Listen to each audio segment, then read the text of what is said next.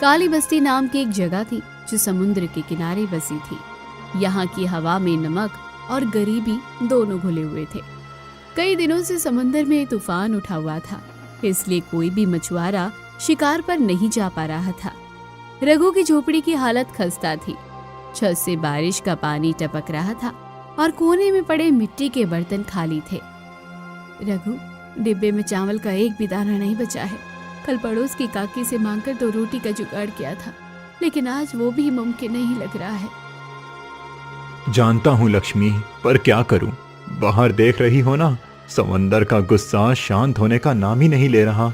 ऐसी लहरों में नाव चलाना मतलब मौत को दावत देना है। मौत से तो हम वैसे भी लड़ रहे हैं। भूख की मौत पानी में डूबने से ज्यादा बुरी होती है। मुन्नू कल रात रोते रोते सोया है। साहूकार गेंदा लाल ने आज सुबह फेरात में भेजा था। कह रहा था अगर कल तक ब्याज नहीं दिया तो नाव उठा ले जाएगा। वो गेंदा लाल खून चूसना जानता है बस। मेरी नाव ही तो मेरा सब कुछ है। अगर वो चली गई तो हम सच में सड़क पर आ जाएंगे। तो कुछ करो रघु, हाथ पर हाथ रखकर बैठने से तो कुछ नहीं होगा।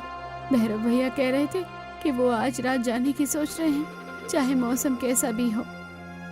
भैरव पागल है, उसे अपनी जान की परवाह नहीं है।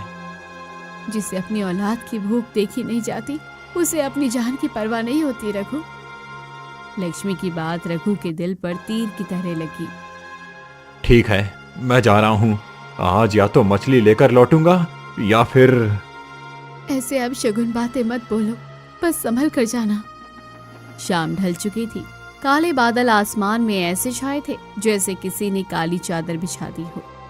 किनारे पर भैरव अपनी नाव के पास खड़ा था और गुस्से में समुद्र को घूर रहा था। भैरव, ओ भैरव! अरे रघु, अरे रघु, तू यहाँ? मैंने सोचा तू अपनी बीवी के पल्लू में छुपकर बैठा होगा। देख रहा है मौसम, यमराज आज खुद भैंसे पर बैठ कर आ रहा है। मजाक मत कर भैरव, घर में खाने को कुछ नहीं है। लक्ष्मी सही कह रही थी, भूख का डर तूफान के डर से बड़ा होता है। तू जा रहा है क्या? हाँ, जा रहा हूँ।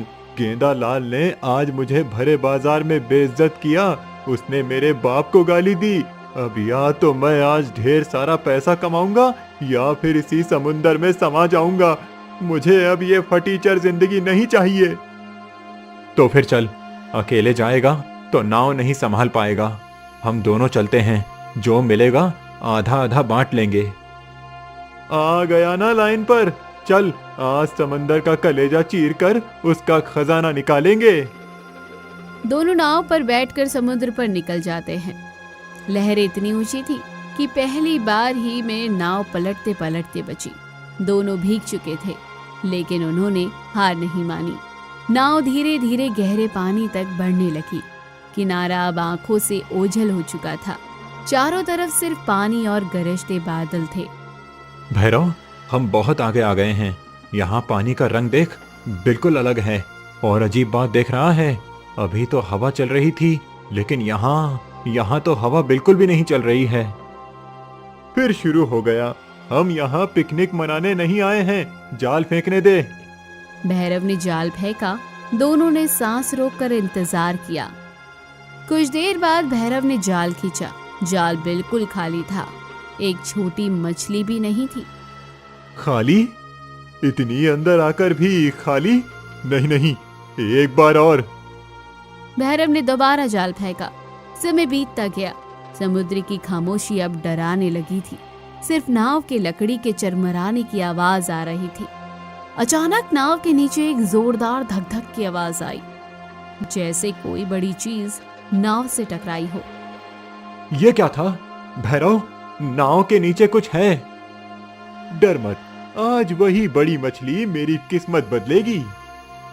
तभी अचानक कोहरा छाने लगा, इतना घना कि रघु को नाव के दूसरे कोने पर बैठा भैरव भी धुंधला दिखाई देने लगा। माहौल में ठंड बढ़ गई। रघु को ऐसा महसूस हुआ जैसे कोहरे में कोई चल रहा है। पानी के ऊपर सरसराहट की आवाजें आने लगी। भैरव, नाव घुमा ले।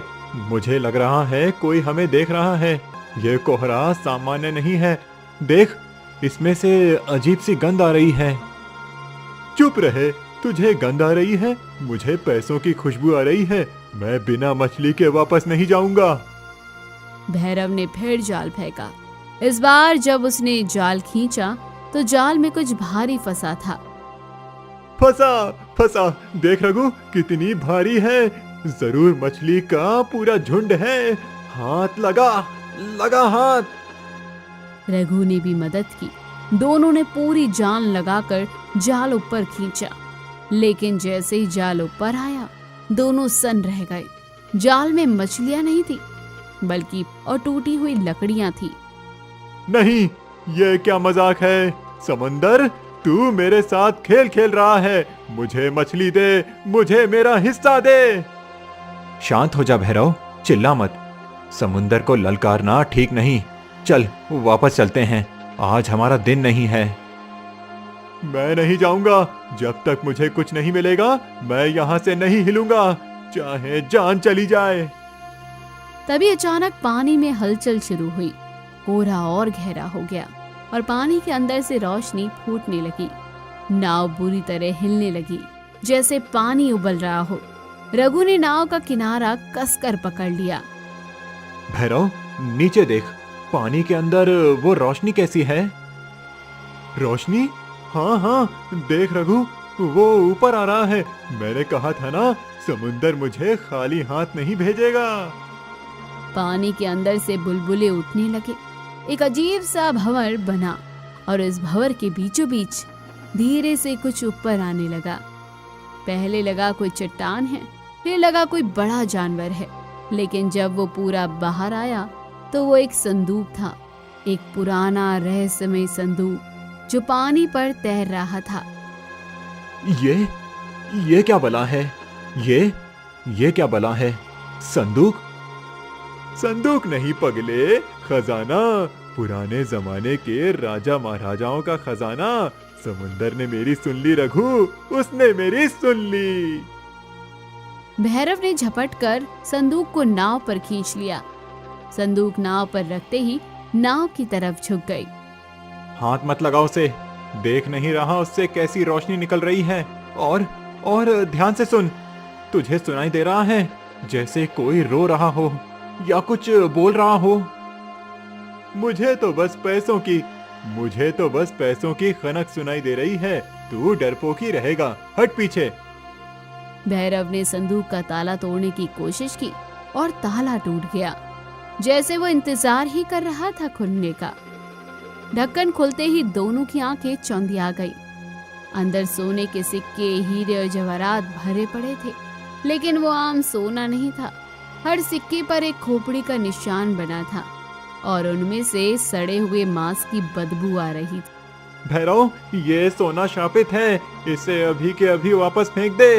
मेरी बात मान ले, ये हमारे लिए नहीं है। पागल हो गया है? देख, असली सोना है। इस एक मुट्ठी से मैं उस गेंदा लाल को खरीद सकता हूँ। इसे वापस फेंकने का तो सवाल ही नहीं उठता। भैरव, देख तेरा हाथ। जैसे ही भैरव ने सोने को छुआ, उनकी उंगलियों की खाल काली पड़ने लगी, जैसे किसी ने जला दिया हो। लेकिन भैरव को दर्द का एहसास नहीं हो रहा था। वो बस सोने की चमक में खोया हुआ था। कुछ नहीं हुआ है, ये बस मैल है। हम रईस हो गए रघु, रईस। अब मैं राजा की तरह जीऊंगा। नहीं भैरव, ये लालच तुझे ले डूबेगा। मुझे इसमें हिस्सा नहीं चाहिए। नाव किनारे ले चल।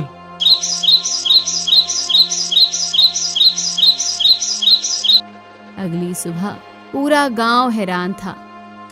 भैरव, जो कल तक दाने दाने को मोहताज था, आज गांव के बीचों बीच खड़ा होकर चिल्ला रहा था। उसके कपड़े वही पुराने थे, लेकिन उसके हाथ में सोने के सिक्कों की थैली थी। गेंदालाल, ओ गेंदालाल, बाहर निकल मोटे। कौन शोर मचा रहा है? अरे भैरव, फिर आ गया भीख मांगने। मैंने कहा था ना। भैरव ने सिक्कों से भरी थैली गेंदालाल की तरफ फेंक दी। थैली फट गई और सोने के सिक्के नीचे बिखर गए। गांव वाले ये देखकर सन रह गए। तेरे कर्ज से 10 गुना ज्यादा है। और सुन, आज से मैं इस गांव का सबसे बड़ा आदमी हूँ। मुझसे तमीज से बात करना। अरे बाप रे, इतना सोना कहाँ से लाया रे तू? चोरी की है क्या? समुंदर ने दिया है मुझे, वो मेरा दोस्त है। और हाँ, वो रघु, उसे एक फूटी कौड़ी मत देना, वो मेरा दुश्मन है। उसने मेरी किस्मत छीनने की कोशिश की थी। रघु भीड़ में पीछे खड़ा ये सब देख रहा था। उसे भैरव की हालत देखकर तरस आ रहा था। भैरव का चेहरा पीला पड़ चुका था, उसकी आंखों के नीचे काले गड्ढे बन गए थे और वो बार बार अपने हाथों को खुजा रहा था, जहां से अब खून रिसने को लगा था। ये सोना इसे खा रहा है और इसे पता भी नहीं चल रहा।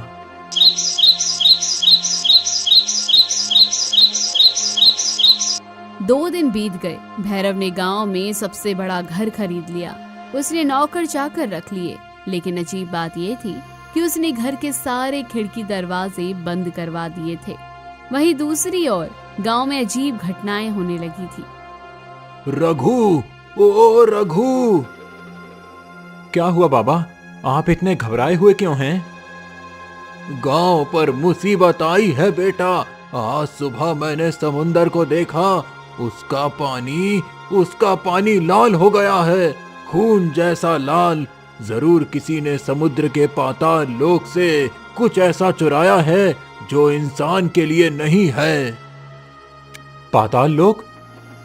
हाँ, पुरानी कहानियों में सुना था कि एक छलावा संदूक है जिसमें एक राक्षस की आत्मा कैद है।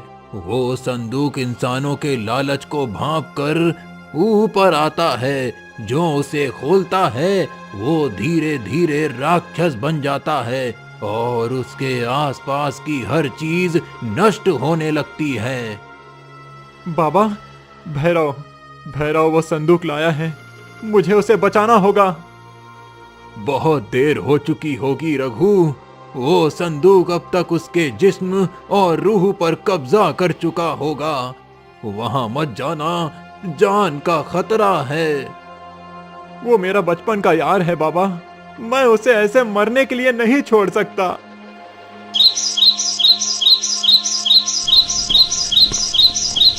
रात का समय था। रघु भैरव की हवेली की दीवार फांद कर अंदर घुसा। हवेली के अंदर भयानक बदबू फैली थी, सड़े हुए मांस और सीलन की बदबू। कोई नौकर नहीं दिख रहा था, हर तरफ सन्नाटा पसरा था। रघु दबे पांव भैरव के कमरे की तरफ बढ़ा। दरवाजा हल्का सा खुला था, अंदर से अजीब सी घुर्राने की आवाजें आ रही थी। रघु ने दरवाजा खोला और जो देखा उससे उसकी रूह कांप गई। कमरे के बीचों बीच वो संदूक रखा था जो अब और भी तेज रोशनी फेंक रहा था, और उसके पास बैठा था भैरव। लेकिन वो भैरव नहीं लग रहा था, उसका शरीर फूल गया था। उसकी त्वचा पर सोने के सिक्के चिपके हुए थे, जैसे मछली की चोइयां होती है। उसकी आंखें पूरी तरह काली हो चुकी थी, वो कच्ची मछली खा रहा था। तू यहाँ क्यों आया, मेरा सोना चुराने? भैरव, अपनी हालत देख, ये सोना तुझे मार रहा है। ये कोई वरदान नहीं, श्राप है, फेंक दे इसे। नहीं, ये मेरी ताकत है। देख, अब मुझे भूख नहीं लगती, मुझे नींद नहीं आती, मैं अमर हो रहा हूँ। तू अमर नहीं, जानवर बन रहा है। याद कर भैरव, हम साथ में खेलते थे, साथ में भूखे सोते थे। वो गरीबी इस राक्षसी हालत से लाख गुना बेहतर थी। तेरे बच्चे तुझे देखकर डर जाएंगे। भैरव की आंखों में एक पल के लिए इंसानियत लौटी। उसने अपने हाथों को देखा जो अब पंजों में बदल रहे थे। हैं? रघु, मुझे बचा ले। ये संदूक मुझे नहीं छोड़ रहा। मेरे अंदर आग लगी है रघु, मैं इसे छोड़ना चाहता हूँ, पर मेरे हाथ मेरे बस में नहीं हैं। सौदा हो चुका है, आत्मा के बदले सोना। कोई सौदा नहीं। रघु ने किसी तरह संदूक को लेकर समुद्र की तरफ भागा। उसके पीछे भैरव की हवेली से डरावनी चीखें आ रही थी। जैसे ही रघु संदूक लेकर किनारे पर पहुंचा, समुद्र उफान पड़ा। लहरें इतनी ऊंची थी जैसे आसमान छू रही हो। ऐसा लग रहा था कि जैसे समुद्र खुद संदूक को लेने के लिए बेताब हो। ले, अपना ये मनहूस खजाना वापस ले, हमें नहीं चाहिए। रघु ने संदूक को अपनी छोटी सी नाव में डाला और नाव को खुद पानी में उतार दिया। लहरें उसे बार बार किनारों पर फेंक रही थी, लेकिन रघु ने हार नहीं मानी। वो जानता था कि संदूक को गहरे पानी में ही डालना होगा। किनारे पर छोड़ने से ये वापस किसी और को मिल जाएगा। नाव डगमगा रही थी, संदूक हिल रहा था और उससे निकलने वाली रोशनी अब गहरी और लाल हो गई थी। अचानक पानी के बीच में एक विशाल पानी का स्तंभ उठा और उसने एक आकृति का रूप ले लिया। इंसान, तू अपनी जान देने क्यों आया? तेरा दोस्त बिक चुका है, तू क्यों मरना चाहता है? क्योंकि दोस्ती सोने से महंगी होती है। मेरा दोस्त बिका नहीं है, बहक गया था। उसे माफ कर दें और अपनी ये अमानत वापस ले लें। हिम्मत है तुझ में, लेकिन क्या तुझे इसका मोह नहीं? देख, इसमें इतना सोना है कि तेरी 7 पुश्तें राज करेंगी। संदूक का ढक्कन अपने आप खुल गया। अंदर का सोना चमकने लगा। उस तूफान में भी वो सोना बहुत आकर्षक लग रहा था। एक पल के लिए रघु का मन भी डोल गया। उसे अपनी भूखी पत्नी, अपना टूटा हुआ घर याद आया। नहीं, जिस दौलत के लिए मुझे अपनी इंसानियत बेचनी पड़े, वो मुझे नहीं चाहिए। मुझे मेरी मेहनत की सूखी रोटी मंजूर है। रघु ने अपनी पूरी जान लगाकर संदूक को उठाया और नाव से बाहर धकेल दिया। जैसे ही संदूक पानी में गया, एक जोरदार धमाका हुआ। पानी के अंदर से एक तेज रोशनी निकली और फिर सब कुछ शांत हो गया। जो लहरें अभी पहाड़ जैसी ऊंची थी, वो पल भर में शांत हो गई। आसमान साफ हो गया और बादल छट गए। अगली सुबह, रघु, रघु तुम ठीक तो हो? मैं ठीक हूँ लक्ष्मी, सब ठीक है। तभी पीछे से भैरव आता दिखाई दिया। वो बहुत कमजोर लग रहा था। उसके चेहरे पर अभी भी कुछ घाव थे, लेकिन वो अब इंसान था, जानवर नहीं। वो रघु के पास आया। तूने मुझे नई जिंदगी दी है रघु। मैं अंधा हो गया था। मैंने तुझे क्या क्या नहीं कहा। मुझे माफ कर दे भाई। दोस्ती ही दोस्त के काम नहीं आएगा तो कौन आएगा? पर वादा कर, अब कभी लालच नहीं ढूंढेगा। कान पकड़ता हूँ, अब से सिर्फ मेहनत की कमाई। उस दिन के बाद काली बस्ती के लोगों ने कभी लालच नहीं किया। रघु और भैरव ने मिलकर काम किया और धीरे धीरे अपनी मेहनत से अपनी गरीबी मिटाई। नीलनगर नाम का एक गांव था। उस गांव में एक सुंदर समुद्र। उस समुद्र पर जाने के रास्ते पर एक जंगल भी पड़ता था, जिस जंगल में कई लकड़हारे आकर लकड़ियां काटते थे और गांव में रहने वाले मछुआरे समुद्र में मछली पकड़ने जाते थे। ऐसे ही एक दिन रमेश और कपिल अपने कंधे पर जाल पकड़कर समुद्र पर जा रहे थे। अरे रमेश भैया, आजकल समंदर में मछलियाँ कम हो गई हैं। ज्यादा जाल में मछलियाँ फंसती ही नहीं हैं। हाँ, तुम सही कह रहे हो कपिल। समझ नहीं आ रहा है कि क्या होगा। हाँ, लगता है कि मौसम बदल रहा है, इसीलिए ऐसा हो रहा हो। मैं तो विचार कर रहा हूँ कि अगर अभी मछलियाँ जाल में नहीं फंसी तो मैं आज रात को भी जाकर जाल फेंकूंगा समुंदर में। रात में भी जाओगे? पर रात को मछलियाँ मिलेंगी? वो तो पता नहीं, पर कोशिश तो करनी ही पड़ेगी। दोनों समुद्र पर पहुंच जाते हैं। दोनों अपने अपने जाल को समुद्र में फेंकते हैं और मछलियां फंसने की राह देखने लगते हैं। दोनों वहीं बैठ जाते हैं। बहुत देर के बाद जब कपिल अपना जाल बाहर खींचता है, तब उसका जाल खाली होता है। आज भी मेरा जाल खाली ही है। रमेश भैया, आप देखो, आपके जाल में कुछ फंसा है या नहीं? रमेश अपना जाल खींचता है तो उसके जाल में थोड़ी ही मछलियां फंसी हुई होती हैं। देखो, मेरे जाल में तो बस कुछ ही मछलियां फंसी हैं। पता नहीं इतनी सी मछलियां बेचकर मैं क्या कमाऊंगा। लगता है कि मुझे आज रात को आना ही पड़ेगा फिर से मछलियां पकड़ने के लिए। दोनों मायूस होकर चले जाते हैं।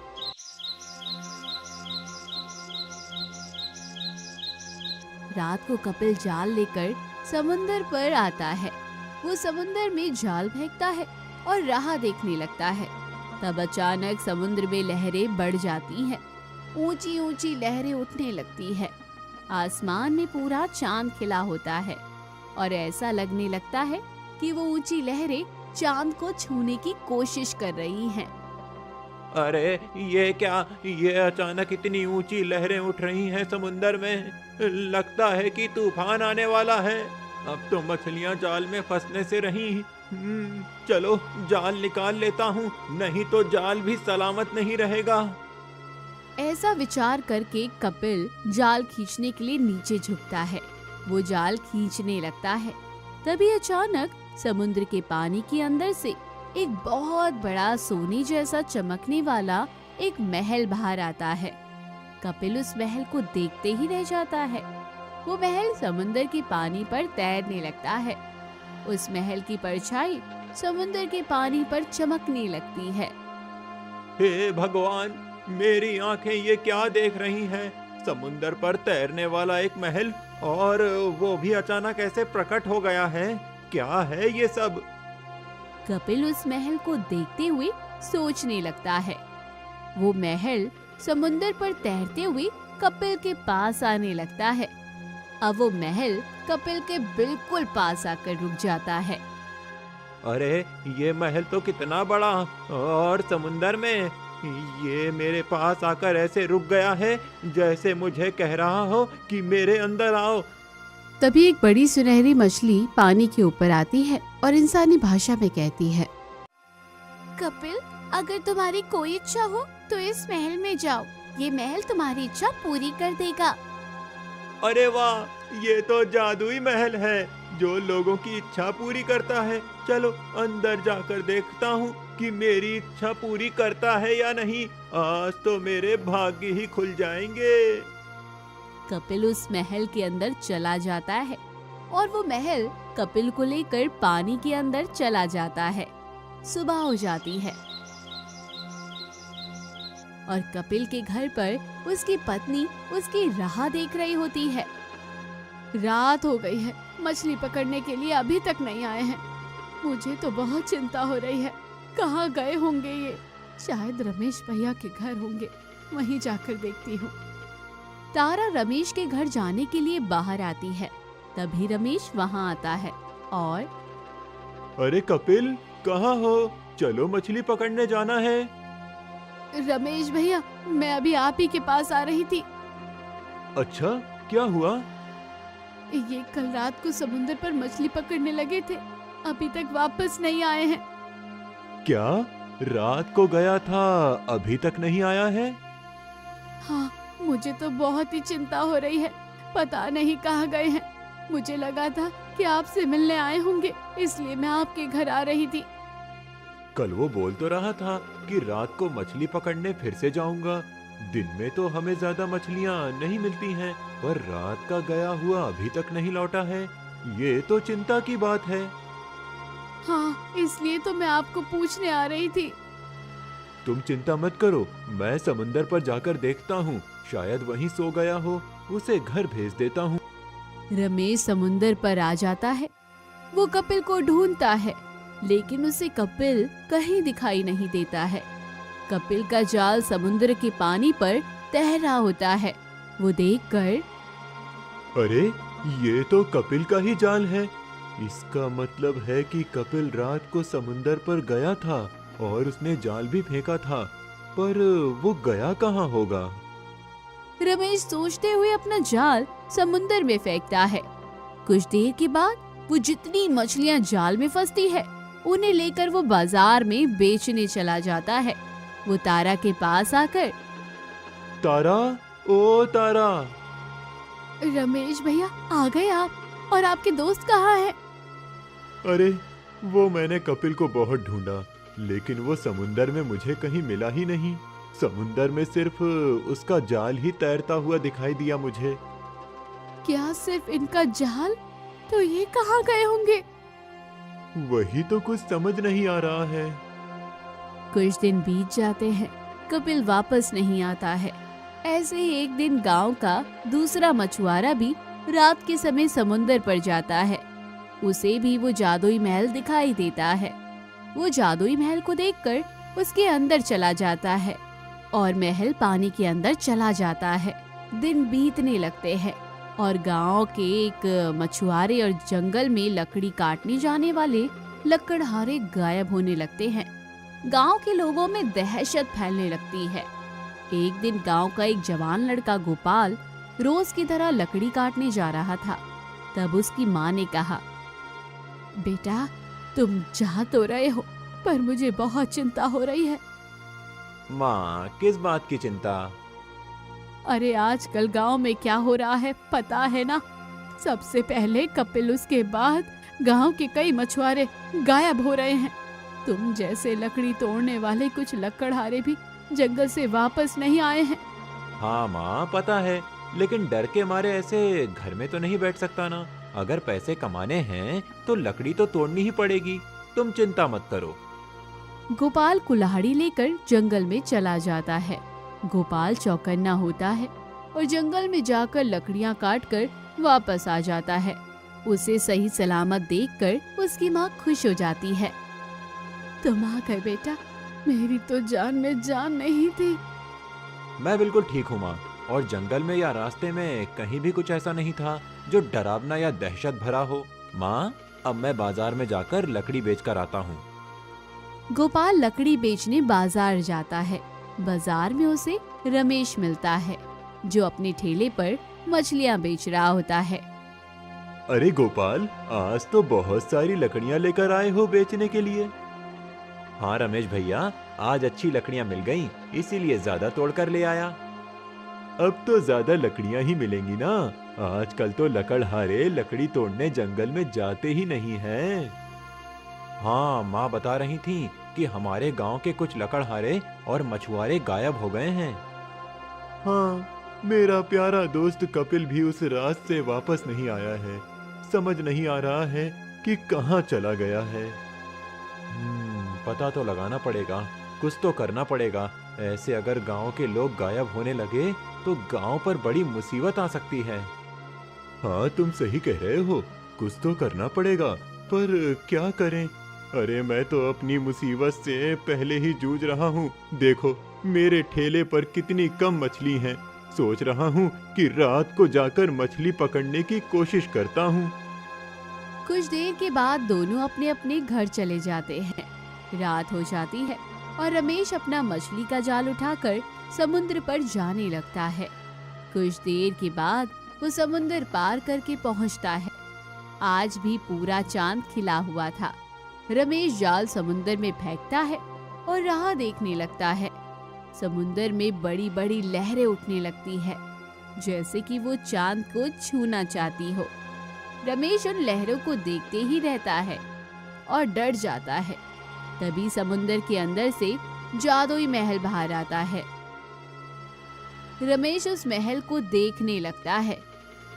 अरे वाह, कितना सुंदर महल है, पूरे सोने का बना हुआ महल। अरे इस महल का एक टुकड़ा भी अगर मुझे मिल जाए तो मेरी जिंदगी पूरी संवर जाएगी।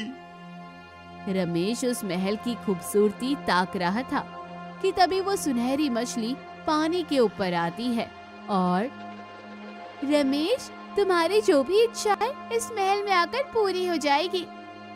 क्या सच में ऐसा हो सकता है?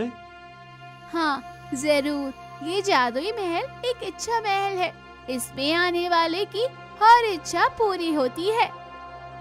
ये सुनकर रमेश बहुत खुश हो जाता है और बिना सोचे समझे उस महल के अंदर चला जाता है। रमेश के अंदर जाते ही जादुई महल समुंदर के अंदर चला जाता है। समुंदर के किनारे एक पेड़ के पीछे खड़े रहकर गोपाल ये सब कुछ देख लेता है। अच्छा, इसका मतलब ये है कि जो लोग गायब हुए हैं वो सब इस महल के अंदर चले गए हैं। लेकिन अब इनको समुंदर से बाहर कैसे निकालूं? वो सब जिंदा भी होंगे या नहीं? नहीं, मुझे ऐसा नहीं सोचना चाहिए। वो सब ठीक ही होंगे। अब मुझे ही जाकर ढूंढना होगा कि सच्चाई क्या है। माँ, मैं जंगल में जाकर लकड़ी काट कर ले आता हूँ। ये तुम क्या कह रहे हो? इस समय जंगल में जाओगे? इस समय तो जंगली जानवर जंगल में बेखौफ घूमते रहते हैं। पता है माँ, लेकिन अगर अभी लकड़ी तोड़कर ले आऊंगा तो सुबह जल्दी बेचने जा सकूंगा और ज्यादा कमाई होगी। इसीलिए मैं अभी जा रहा हूँ। तुम चिंता मत करो और सो जाओ, मैं थोड़ी देर में लौट आऊंगा।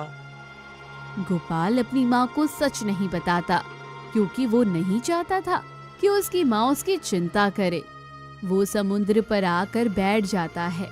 कुछ देर के बाद समुद्र में बड़ी बड़ी लहरें उठने लगती हैं और जादुई महल समुद्र के पानी पर आकर तैरने लगता है। वो महल गोपाल के पास आता है और सुनहरी मछली उसे कहती है कि तुम्हारी कोई इच्छा हो तो इस महल के अंदर आ जाओ। हाँ, मेरी एक इच्छा है जिसे पूरी करना सिर्फ तुम्हारे हाथ में है। अगर ऐसी बात है तो आओ, महल के अंदर चले आओ। गोपाल जादुई महल के अंदर चला जाता है। वो अंदर जाकर देखता है तो उसे उस महल की दीवारों पर कुछ परछाइयां दिखाई देती है। वो उन परछाइयों को देखकर आगे जाने लगता है। तभी उसे एक सिंहासन पर एक सोने की मूर्ति दिखाई देती है। गोपाल को देखकर वो मूर्ति अचानक बोलने लगती है। बताओ, तुम्हारी इच्छा क्या है? मेरी इच्छा बस ये है कि मैं इस महल की सच्चाई जानना चाहता हूँ।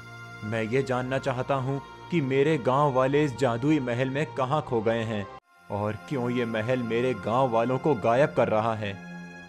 गोपाल की बातें सुनकर मूर्ति की आंखों से आंसू बहने लगते हैं। मूर्ति कहती है, तुम्हें अपने लिए कुछ नहीं चाहिए? नहीं, मैं यहाँ अपने लिए कुछ नहीं मांगने आया हूँ। मुझे बस अपने गांव वालों को सुरक्षित घर पहुँचाना है। गोपाल की बातें सुनकर मूर्ति की आंखों से आंसू बहने लगते हैं। मूर्ति कहती है, तुम वही हो जिसका मैं लंबे समय से इंतजार कर रही थी।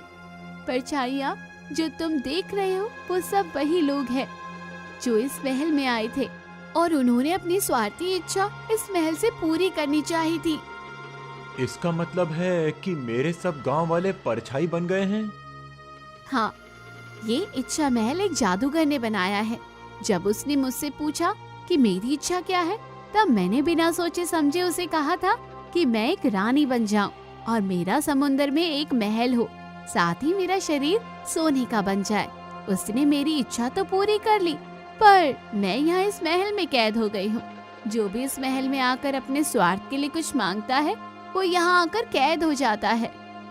पर अब तुम सब इस महल से मुक्त कैसे हो सकते हो? इसका कोई उपाय तो होगा। तुम ही इसका उपाय हो।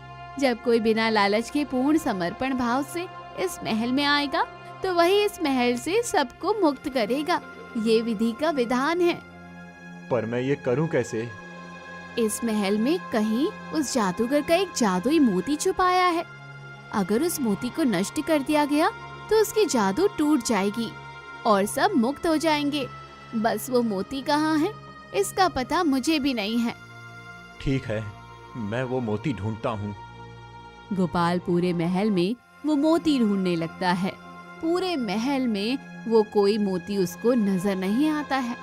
उसे समझ नहीं आता है कि अब वो क्या करे, कहाँ उस मोती को ढूंढे। तभी मूर्ति कहती है, तुम्हें जो भी करना है वो जल्दी करना पड़ेगा।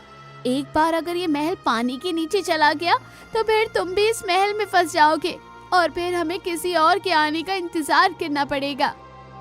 ये सुनकर गोपाल ने सब दीवारों को एक बार देखा और उन पर दिखने वाली परछाइयों को देखने लगा। फिर उसने ऊपर देखकर हाथ जोड़े और कहा, हे भगवान, मेरी मदद करो। मैं यहाँ अपने भाइयों को ढूंढने आया हूँ। मुझे शक्ति दो भगवान। गोपाल भगवान से प्रार्थना करते हुए ऊपर देखता है। तब उसे महल की छत पर लटका हुआ एक झूमर दिखाई देता है, जिसके बीचों बीच एक मोती चमक रहा था। गोपाल समझ जाता है कि ये वही मोती हो सकता है। अब बस कुछ देर और, एक बार मोती मेरे हाथ आ जाए। गोपाल उस झूमर से उस मोती को निकाल लेता है और नीचे आकर उस मोती को अपने पैरों से कुचल देता है। गोपाल के पैरों के नीचे उस मोती के टुकड़े हो जाते हैं और अचानक चारों तरफ किरणें फैल जाती हैं। उन किरणों के साथ ही वो महल भी नष्ट हो जाता है और गोपाल के साथ सब गांव वाले समुंदर के किनारे पहुंच जाते हैं। कपिल, रमेश और बाकी सब गांव वाले सब समुंदर के किनारे पर सुरक्षित पाकर खुश हो जाते हैं और गोपाल को गले से लगा लेते हैं। वहीं एक औरत भी खड़ी होती है। उसे देखकर, आप कौन है बहन जी? मैं माला हूँ। मैं वही हूँ जो उस जादुई इच्छा महल में सोने की मूर्ति बनी हुई थी। भैया, आपका बहुत बहुत धन्यवाद। आज आपकी वजह से ही मैं और बाकी सभी उस महल से मुक्त हो सके हैं। हाँ, ये सच कह रही है गोपाल।